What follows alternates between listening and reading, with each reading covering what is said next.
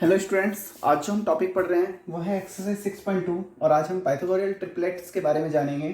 तो for any natural number, यदि हम किसी भी नेचुरल नंबर की बात करें जहाँ पे m यदि 1 से बड़ा है तो वहाँ पे जो कोई भी एक नंबर है उसके यदि पाइथागोरल ट्रिपलेट जो बनेंगे वो बनेंगे 2m m square minus 1 m square plus 1। ठीक है, जैसे आप पाइथागोरस थ्योरम जानते हैं, क्या होता है hypotenuse square is equals to base square plus perpendicular square, same उसी तरह से। ठीक है, हम यहाँ पे क्या निकालेंगे, पाइथागोरल ट्रिपलेट्स निकालेंगे। देखिए किस तरह से हम निकालेंगे। जैसे हम क्वेश्चन नंबर फर्स्ट की बात करते हैं, A6। अब इसने बोला है with a Pythagorean triplet whose number, इनमें से इसने एक ट्रिपलेट हमें दे दिया है। अब हमें पहचानना पड़ेगा वो ट्रिपलेट कौन सा है और इन तीनों में से कौन सा है, और बाकी की फिर हमें अदर जो टू है वो फाइंड आउट करना है। बात समझ में आ गई आपको सभी स्टूडेंट्स? तो हम पहले की बात करते हैं।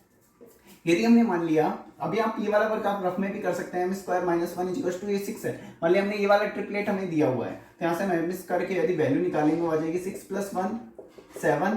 तो m की वैल्यू m स्क्वायर 7, तो क्या एक परफेक्ट स्क्वायर नंबर है? नहीं है। तो मतलब ये इसका ट्रिपलेट ये इसके इक्वल तो नहीं है। 6 किसके इक्वल नहीं है? m स्क्वायर माइनस 1 के। इसी तरह से बेटा हम निकाल सकते हैं क्या 6 m स्क्वायर प्लस 1 के इक्वल है, हो सकता है। तो हम यहाँ पे देखेंगे तो m स्क्वायर इक्वल टू 5 ही आ गया। तो ये भी क्या हो सकता है, एक परफेक्ट स्क्वायर नंबर नहीं देगा, ऐसा कोई पॉसिबल नहीं है। m कोई इंटीजर नहीं है, क्योंकि यहाँ पे m कैसा होना चाहिए, नेचुरल नंबर होना चाहिए, जबकि यहाँ पे नेचुरल नंबर नहीं है। तो हम यहाँ पे कहेंगे कि जो 6 है तो वो ये m स्क्वायर प्लस 1 भी नहीं है। अब की बार हम 6 को इक्वल करके देख लेते हैं 2m के, तो श्योर है ये दोनों नहीं है, तो 2m तो है ही।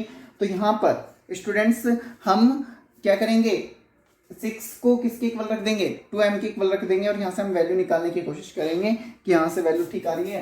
तो यहाँ पे हम देखेंगे 2m इजिकल्स टू 6 हमने मान लिया, तो यहाँ से हमारे पास m इजिकल्स टू कितना आ गया 6/2 3। यस स्टूडेंट्स, अब यहाँ पे जो हमने देखा कि जो m3 है वो क्या एक इंटीजर नंबर है। यस स्टूडेंट्स, तो यहाँ पे हम क्या कह सकते हैं, यहाँ पे हम कह सकते हैं here which is here 3 is a integer number. ये एक क्या होना चाहिए स्टूडेंट्स, इंटीजर नंबर आपका होना चाहिए। तो यदि आपका ये इंटीजर नंबर है 3, तो बाकी के आप ट्रिपलेट्स भी इसके निकाल सकते हैं। सो अदर ट्रिपलेट्स जब हम स्टूडेंट्स के देंगे तो हम किस तरह से देंगे, द रिक्वायर्ड ट्रिपलेट्स। तो इसके यदि हम आगे के रिक्वायर्ड ट्रिपलेट्स देखें तो किस तरह से निकल जाएंगे। एक तो हमारा निकल जाएगा m स्क्वायर माइनस 1, तो कैसे निकालोगे, m की जगह क्या रख देंगे 3 स्क्वायर माइनस 1 3 3 4 9 9 माइनस 1 8। और इसी तरीके से एक हो जाएगा m स्क्वायर प्लस 1, और वो हो जाएगा आपके पास क्या 3 स्क्वायर प्लस 1, और ये हो जाएगा स्टूडेंट्स 10। ठीक है, तो आपके पास जो इसके ट्रिपलेट्स बने वो क्या क्या बने 6 8 एंड 10। ये तो पहले से ही हमें दिया हुआ था कि एक ट्रिपलेट है, और बाकी जो हमने निकाल लिए, बाकी के जो तो बच गए थे, तो पाइथागोरस ये क्या बन गए, पाइथागोरस ट्रिपलेट्स बन गए। बात समझ में आ गई? इनमें से हमें दो तो एक पता था, उससे हमने बाकी के दो निकाल लिए, m की वैल्यू निकाल लिए। बात समझ में आ गई? पहले हम पहचानेंगे कि वो ट्रिपलेट कौन सा है, और फिर उसके अकॉर्डिंग हम उसका आंसर निकाल लेंगे। बात समझ में आ गई? जैसे बेटा हम सेकंड क्वेश्चन देखते हैं, b इक्वल्स टू 14। ठीक है, तो यहाँ पे हमें ट्रिपलेट, अब इनमें से तीनों में से कोई सा भी हो सकता है, तो हमें पहचानना पड़ेगा। पहले स्टूडेंट्स हमें क्या करना पड़ेगा, पहचानना पड़ेगा कि वो ट्रिपलेट कौन सा है। तो बेटा देखिए, यदि मान लीजिए हम इसको m स्क्वायर माइनस 1 के, ये वाला वर्क आप रफ में भी कर सकते हो पहचानने के लिए। तो यहाँ पे हम कर सकते हैं m स्क्वायर इक्वल टू 15, तो ये पॉसिबल ही नहीं है। इसी तरीके से मान लीजिए मैंने प्लस ले लिया, तो यहाँ पे m स्क्वायर इक्वल टू क्या आ गया 13, जो भी m की वैल्यू क्या है, पॉसिबल नहीं है। तो ये किसके इक्वल होगा 14, 2m के इक्वल ही होगा। ये बात समझ में आ गई? 2m के इक्वल क्या होगा 14। यहाँ से हम m की वैल्यू निकाल लेंगे, m इक्वल टू कितना आ गया 14/2 7। ठीक है, तो here 7 is a integer number. यहाँ पे जो 7 है वो क्या एक इंटीजर नंबर है। सो द रिक्वायर्ड, तो हमें बाकी के जो ट्रिपलेट्स चाहिए वो हम निकाल सकते हैं। इसमें यही बोला है right a Pythagoras triplets whose number is, जिसका एक नंबर ये है। तो सो द रिक्वायर्ड ट्रिपलेट्स, तो रिक्वायर्ड ट्रिपलेट्स कौन कौन से हो जाएंगे, here 7 is a integer number, तो एक तो हो जाएगा m स्क्वायर माइनस 1, तो वो हो जाएगा बेटा 7 स्क्वायर माइनस 1 49 तो एक तो हो गया 48 और m स्क्वायर प्लस 1 तो 7 स्क्वायर प्लस 1 50। ठीक है स्टूडेंट्स, तो यहाँ पे जो रिक्वायर्ड ट्रिपलेट्स हो जाएंगे वो ये हो जाएंगे। और बेटा यहाँ पे हम क्या लिख रहे हैं हेंस का, तो जो आंसर हो जाएगा ट्रिपलेट्स का वो बेटा क्या निकल के आ गया, एक तो आ गया आपके पास 14, 48 और 50। तो बात समझ में आ गई। तो बेटा किस तरह से हमें निकालना है, सबसे पहले हमें फाइंड आउट करना है m की वैल्यू के लिए, जहाँ पे m की वैल्यू क्या आनी चाहिए, एक इंटीजर आनी चाहिए, कोई नंबर आना चाहिए, कोई पॉइंटों में नहीं आनी चाहिए।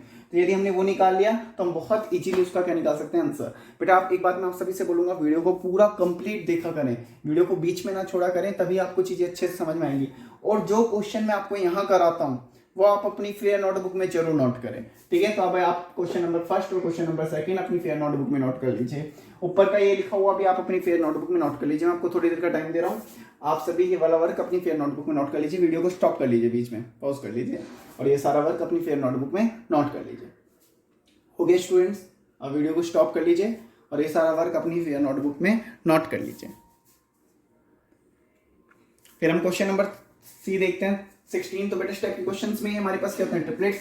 सबसे पहले हमें पहचानना है कि जो नंबर दिया हुआ है वो इन तीनों ट्रिपलेट्स में से आ रहा है क्या। यदि वो ऐसा है तो हम पहले पहचानेंगे, जिस नंबर से आएगा उससे हम m की वैल्यू निकालेंगे, फिर वहां से हम अदर के दो ट्रिपलेट्स निकालेंगे। ठीक है, बस ये सिंपल सा है।